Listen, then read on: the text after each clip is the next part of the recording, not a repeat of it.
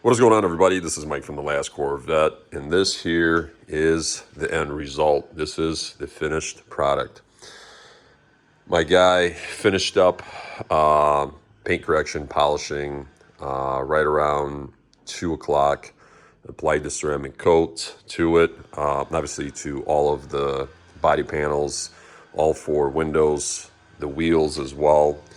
It looks phenomenal. It looks amazing. It looks great. What a difference. It's like anything else, kind of like what I found out this year with car tuning. You know, you get what you pay for, right? It's part of life. Unfortunately, last time I was kind of forced into using a certain detail shop. This time I had just, my free roam of picking my own company. So here it is.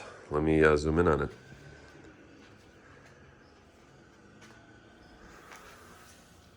Wheels, ceramic coated. And, one thing to say too is, black vehicles, as I've said multiple times before, with that sun, you're not going to get a perfect result unless you repaint the vehicle. This is not a show car by any means, but wow, what a difference. The vinyl is also ceramic coated as well. I have little road dings, rock chips, and stuff like that. I'm not worried about it. All I want to do is just maintain it. And one thing I'm going to start using is a car cover. It's already in the garage. I'm going to move things around, put it back over here where it lives, and then put a cover on it. But yeah, it looks really good. And the side mirrors will come off this fall, and I'll have those repainted. So it kind of, finishes the exterior look of the vehicle. But I am going to get some products from chemical guys. I'll get a ceramic touchless wash, some drying towels, and a new applicator to actually put down the soap on the car. But other than that, I can't complain. It looks really good. I'm happy with the results. And to kind of tie 2 videos into one, I did see a comment with somebody asking about the horsepower gains when it comes to switching a naturally aspirated vehicle to ethanol. Here's the car cover here. I've had it for years. It's just, I need to stop being lazy to protect this beautiful finish. So let me explain naturally aspirated setups running on ethanol. First of all, it's pretty rare to see a naturally aspirated anything running on ethanol, unless you buy a flex fuel vehicle. And most of them are just your regular vehicles. Ford has some, GM has some.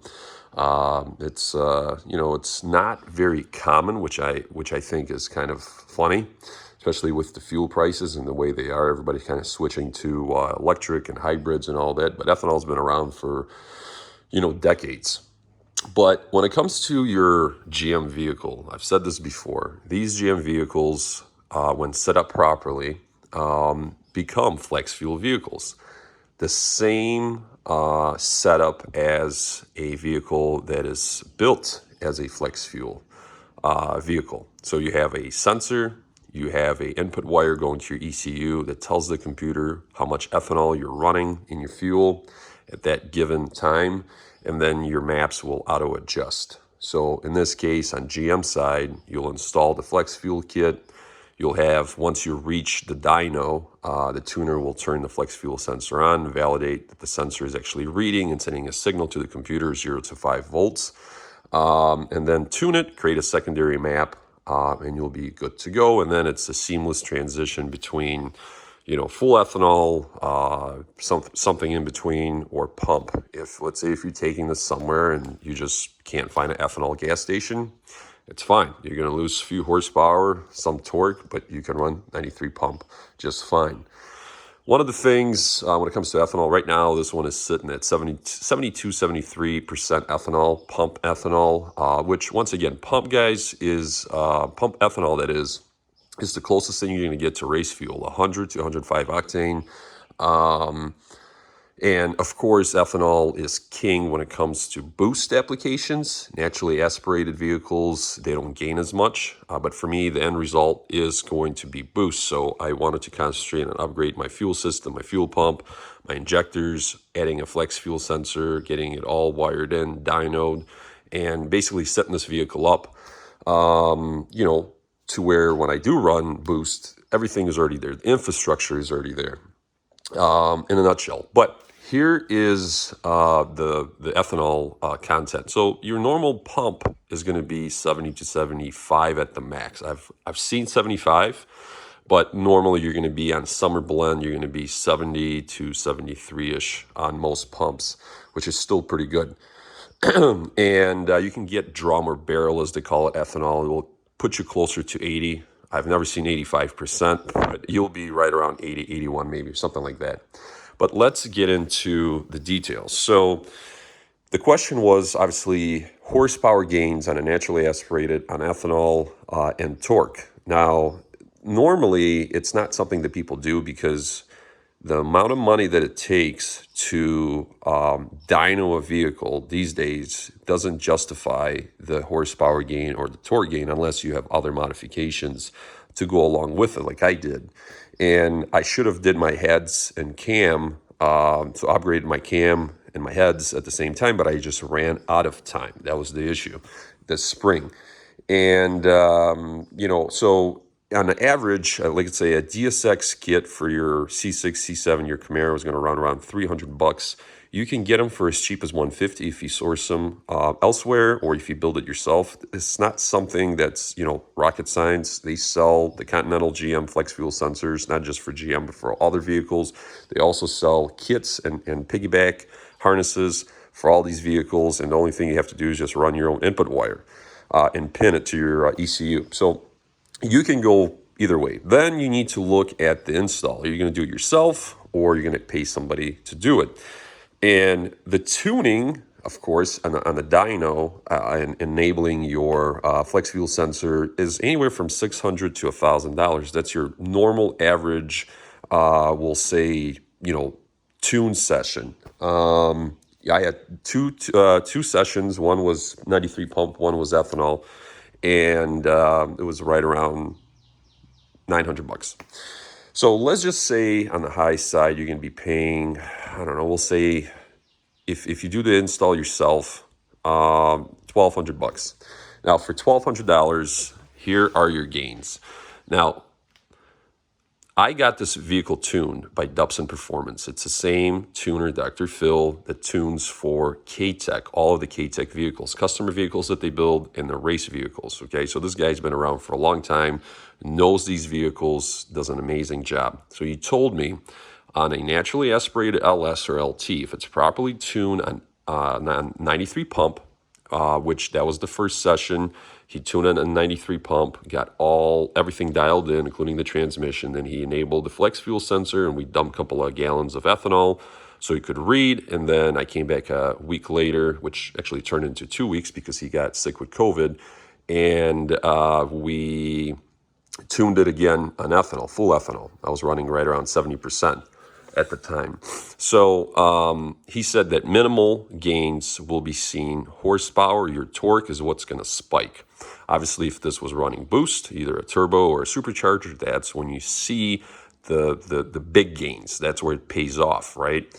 But here are realistic numbers, something that I will for sure tell you that you can expect. And the reason I'm going to give you a range is because every vehicle is different. Every dyno is different. So horsepower, 5 to 10. That is realistic. 5 to 10 horsepower is what you're going to gain on a ethanol conversion on a naturally aspirated.